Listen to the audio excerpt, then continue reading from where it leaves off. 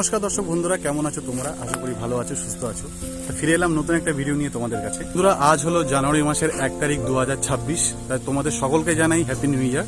তো বন্ধুরা, আজকে আমি যাচ্ছি হুগলি জেলার সবচেয়ে বড় বিখ্যাত একটি মন্দির, যেটা হলো ব্রহ্মদত্ত ধামে। এই মন্দিরে কিভাবে যাচ্ছি, কিভাবে পৌঁছেছি, এই ভিডিওতে কিন্তু আমি সমস্ত কিছু তথ্য আমি তোমাদেরকে জানাবো।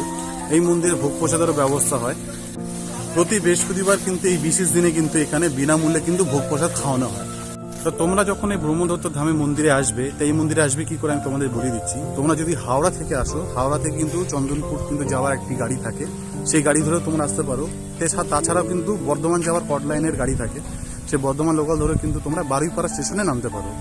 বারুইপাড়া স্টেশনের আগে কিন্তু বেগমপুর স্টেশনটি আছে, তোমরা কিন্তু মনে রাখবে বেগমপুর স্টেশনের পরে কিন্তু বারুইপাড়া স্টেশনটি। তাছাড়াও যদি তোমরা শিয়ালদা থেকে আসতে চাও, শিয়ালদা থেকে কিন্তু তোমাদেরকে আসতে হবে ডানকুনি লোকাল ধরে। ডানকুনি লোকাল ধরে কিন্তু তোমাদেরকে নামতে হবে ডানকুনি স্টেশনে। তা ডানকুনি স্টেশন থেকে কিন্তু তোমাদেরকে আবার গাড়ি চেঞ্জ করে কিন্তু বারুইপাড়ায় যাওয়ার ওই গাড়ি ধরতে হবে। চন্দনপুকুর লোকালও ধরতে পারো বা বর্ধমান লোকালও তোমরা ধরতে পারো।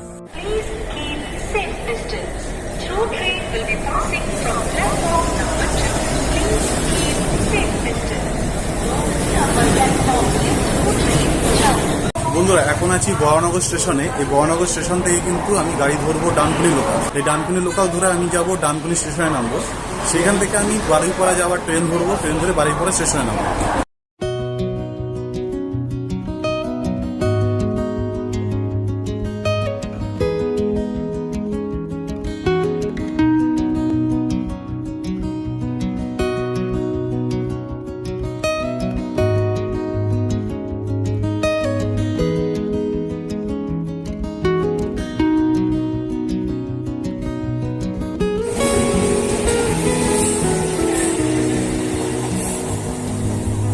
বন্ধুরা, হাওড়া থেকে গাড়ি এখানে আসবে 2 নম্বর প্ল্যাটফর্মে। এখান থেকে কিন্তু তোমাদেরকে যেতে হবে 1 প্ল্যাটফর্মের দিকে। 1 প্ল্যাটফর্ম থেকে নেমে দেখবে রাস্তাটা এখান থেকে ক্রস করবে, ক্রস করে এখানে রয়েছে রাস্তা পার হওয়ার জায়গা, ওটা 1 প্ল্যাটফর্মের ওখান থেকে বেরোতে হবে। বেরিয়ে দেখবে ওখানে অনেক টোটো অটো সব দাঁড়িয়ে থাকে। ওভারব্রিজও রয়েছে, তোমরা ওভারব্রিজ হয়ে যেতে পারো। কিন্তু এই প্ল্যাটফর্মের এখান থেকে বেরোবে, বেরিয়ে এই রাস্তা দিয়ে ধরে এখান থেকে যাবে। দেখবে এখানে সব অটো টোটো সব দাঁড়িয়ে থাকে। তো অটোতে বসে পড়েছি। মন্দির পর্যন্ত কিন্তু অটো ভাড়া 20 টাকা করে। তো তোমরা যদি 5 জন 4 জন মিলে যদি থাকো, তাহলে অটো কিন্তু ডাইরেক্ট মন্দির অব্দি চলে যাবে, ঠিক আছে। আর যদি তোমরা শেয়ারে যাও, মানে 1 জন কি 2 জন রয়েছে, তাহলে দেখবে মন্দির ঢোকার আগে একটা রাস্তা থাকে, ওই রাস্তায় নামিয়ে দেবে, সেখানে 15 টাকা করে নেওয়া হয়। আর যদি মন্দির অব্দি যাও, তাহলে কিন্তু 20 টাকা করে।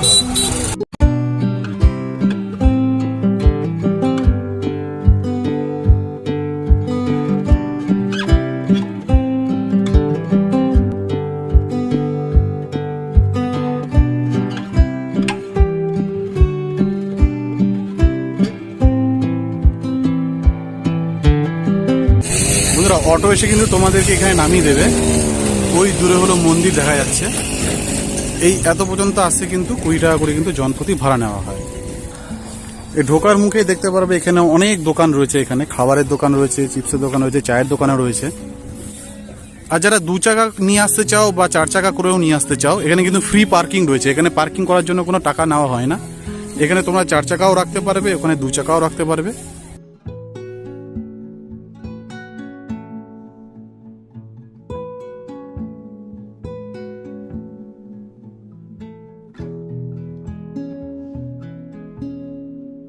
তোমরা যারা ভিতরে পুজো দিতে চাইছো বা আরতি করতে চাইছো, তোমরা কিন্তু এখান থেকে ডালাও কিন্তু সংগ্রহ করতে পারো।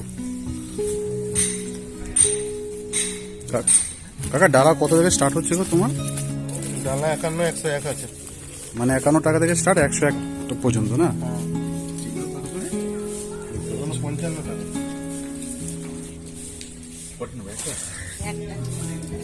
মন্দিরের এন্ট্রির মুখে, মানে ঢোকার মুখে দেখতে পারবে ঠিক বাঁদিকে একটা এরকম একটা বড় প্রদীপের একটা স্তম্ভ রয়েছে। আর ডান দিকেও কিন্তু একটা প্রদীপের এরকম স্তম্ভ রয়েছে। এটি কিন্তু সন্ধ্যার সময় জ্বালানো হয়।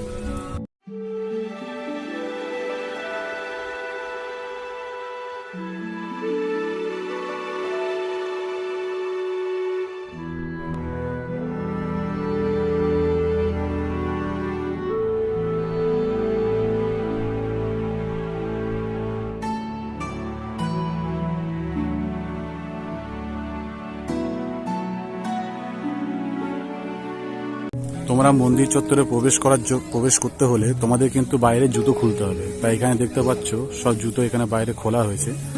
তোমাদের নিজের দায়িত্বে কিন্তু এখানে জুতো রাখতে হবে, কারণ এখানে কিন্তু জুতো রাখার কোনো ব্যবস্থা নেই। তোমাদেরকে মন্দির চত্বরের বাইরেই এখানে জুতো রাখতে হবে, রেখে কিন্তু মন্দিরের ভিতরে প্রবেশ করতে হবে।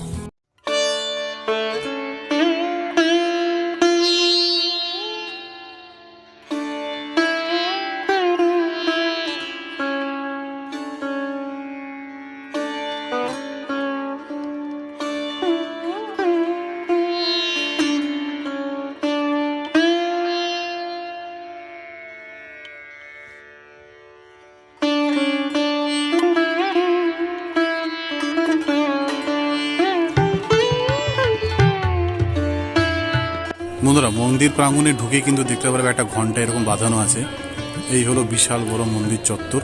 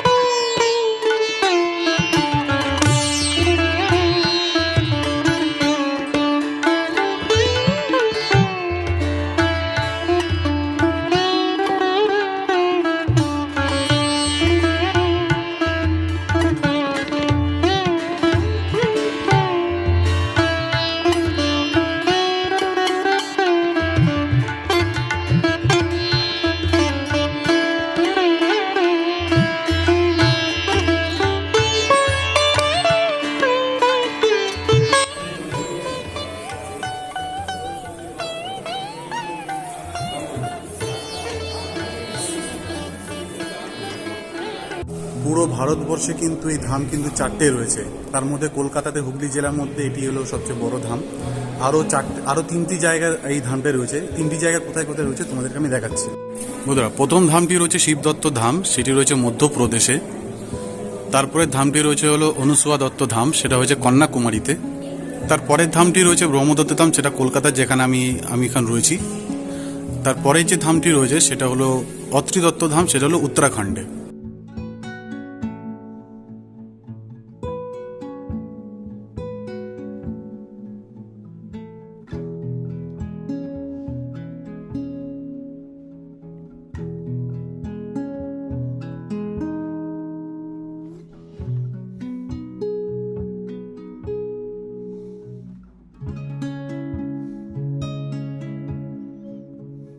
মন্দিরের পিছন থেকে যদি আসো তাহলে কিন্তু পিছন দিক থেকে এই মন্দিরের চূড়াটা কিন্তু তোমরা দেখতে পারবে।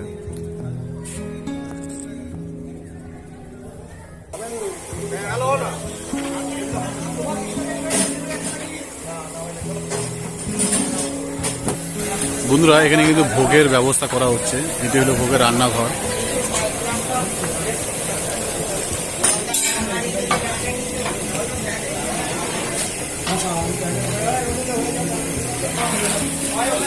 তো কত বড় কড়াইতে খিচুড়ি ভোগ রান্না করা হচ্ছে।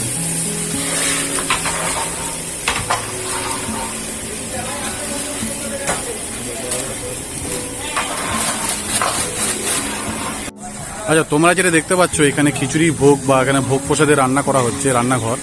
এই যে রাস্তাটা এখান থেকে যে যাচ্ছে, এই রাস্তাটা গিয়ে কিন্তু সোজা এই রাস্তা দিয়ে যদি একটু এগিয়ে যাও, ওখানে একটা বিল্ডিং পরে, সাদা রঙের বিল্ডিং। এই যে এই রাস্তা দিয়ে তোমরা আসবে, এসে কিন্তু এখানে যে সাদা রঙের যে বিল্ডিংটা আছে যেটা বলেছিলাম, এই বিল্ডিং কিন্তু টয়লেটের ব্যবস্থা রয়েছে।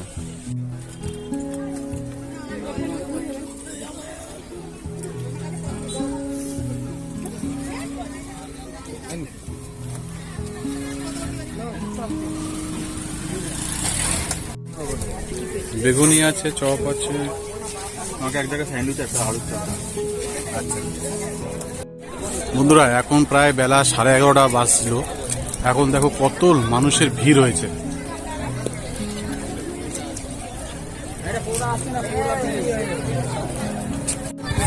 বন্ধুরা, ডালা দেওয়ার লাইন দেখো পড়ে গেছে, ডালা সংগ্রহ করার লাইন।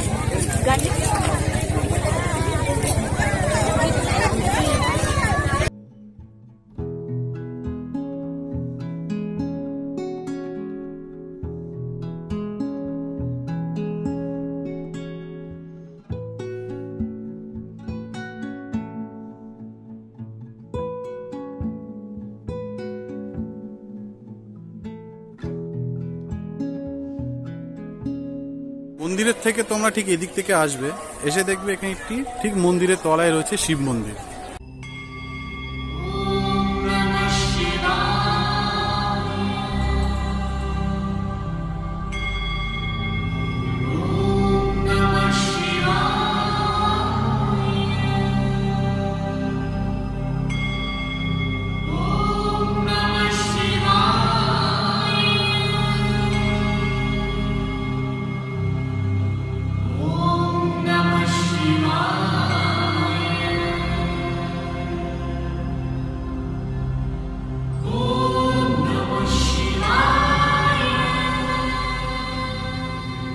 এখান থেকে ভালো ভিউ আসছে।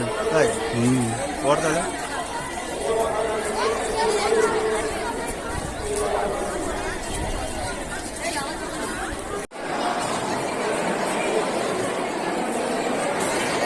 হরে কৃষ্ণ